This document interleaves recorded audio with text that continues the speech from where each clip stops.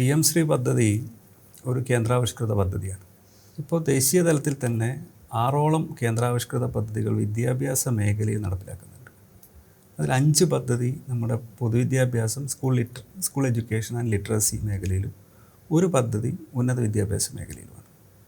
അപ്പോൾ ഈ 5 പദ്ധതിയിൽ പി എം ശ്രീ ഒഴികെ ബാക്കി 4 പദ്ധതിയും ഇപ്പോൾ കേരളത്തിൽ നമ്മൾ നടപ്പിലാക്കിക്കൊണ്ടിരിക്കുന്ന പദ്ധതിയാണ്.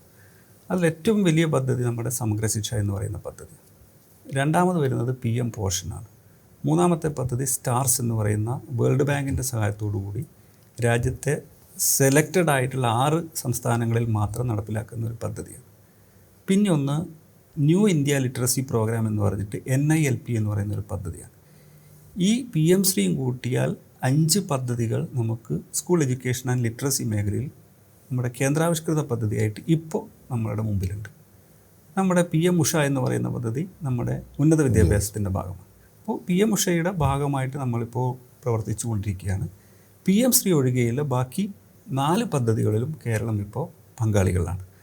അപ്പോൾ പി എം ശ്രീയിലേക്ക് എത്തിപ്പെടാനുണ്ടായ സാഹചര്യം എന്ന് പറഞ്ഞാൽ 2022 മുതൽ തന്നെ കേന്ദ്രം ദേശീയ വിദ്യാഭ്യാസ നയം നടപ്പിലാക്കുന്നതിൻ്റെ ഭാഗമായി ഇന്ത്യയിലുള്ള സെലക്ട് ചെയ്തിട്ടുള്ള വിദ്യാലയങ്ങളെ അവരുടെ ഒരു മോഡൽ സ്കൂൾ മാതൃകയിൽ വികസിപ്പിക്കേണ്ട ഒരു പദ്ധതിയായിട്ടാണ് അവർ വിഭാവനം ചെയ്തത്.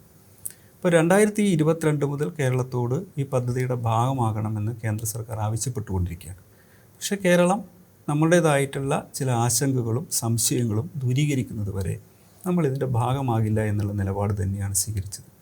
ഇപ്പോൾ നമ്മളിതിൻ്റെ ഭാഗമാകാനുള്ള ഒരു കാരണം ഈ പി എം ശ്രീയുടെ മേലെ ചാരി നിന്നുകൊണ്ട് നമുക്ക് നമ്മുടെ വിദ്യാഭ്യാസ മേഖലയിൽ സ്കൂൾ വിദ്യാഭ്യാസത്തിന് കിട്ടേണ്ട കോടിക്കണക്കിന് രൂപ അകാരണമായി തടഞ്ഞു വെക്കുന്നൊരു സ്ഥിതി ഉണ്ടായി.